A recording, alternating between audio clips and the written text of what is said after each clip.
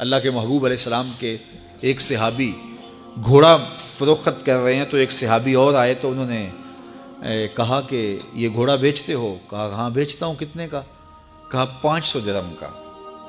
تو عرب گھوڑے کے اوپر سواری کر کے چیک کرتے تھے، دیکھتے تھے، ٹرائی لیتے تھے۔ تو گھوڑے کے اوپر جب ٹرائی لی نا تو واپس آ کے کہا کہ اس کا 600 درہم لوگے؟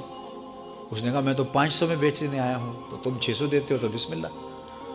تو پھر وہ کہنے لگے اچھا 700 لوگے؟ انہوں نے کہا کہ مجھے اور کیا چاہیے؟ تو کہا نہیں یہ گھوڑا تمہارا تو 800 کا ہے۔ وہ کہنے لگے ہاں میرا گھوڑا 800 کا ہے۔ تو کہا پھر 500 کا کیوں بیچ رہے ہو؟ کہا میری مجبوری تھی، میں نے بیٹی کی شادی کرنی تھی اور میں مجبوری سے 800 کا گھوڑا 500 میں بیچ رہا ہوں۔ انہوں نے کہا میرے صاحب، میرے بھائی، میں تو 800 میں لوں گا، جب ہے 800 کا ہے تو میں 500 کا کیوں لوں؟ انہوں نے کہا بسم اللہ۔ انہوں نے 800 روپے پیش کی اور گھوڑا لے لیا۔ تو کہا کہ میری تو مجبوری تھی کہ میں نے بیٹی کی شادی کرنی تھی اور میں اس لیے گھوڑا 300 سستا بیچ رہا تھا، اور تم نے 800 کا لیا جب تمہیں 500 کا مل رہا تھا۔ کہا میری بھی مجبوری تھی۔ کہا تمہاری کیا مجبوری تھی؟ کہا میرے رسول کا فرمان میری مجبوری تھی۔ کہا کیا رسول اللہ کا فرمان ہے؟ کہا ہمارے رسول نے ہمیں سودا خریدنے کا حکم دیا ہے، کسی کی مجبوری خریدنے کا حکم نہیں دیا۔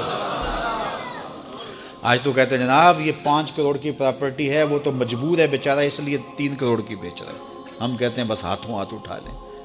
یار اگر کوئی بندہ اپنا گھر بیچ رہا ہے اس لیے کہ وہ مجبور ہے اور وہ 1 کروڑ روپے کا ہے، تو ہم اس کو 50 کا کیوں خرید رہے ہیں؟ جب ہے 1 کروڑ کا، 1 کروڑ کا خریدے۔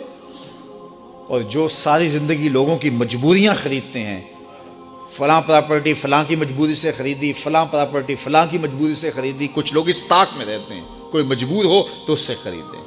اللہ اکبر، پھر ایک وقت آتا ہے کہ یہ مجبور ہوتا ہے اور اس کی پراپرٹی کوڑیوں کے بل بک رہی ہوتی ہے۔ ہم نے اپنی آنکھوں سے ایسے مناظر دیکھے ہیں۔ تو کسی کی مجبوری نہ خریدیں، سودا خریدیں۔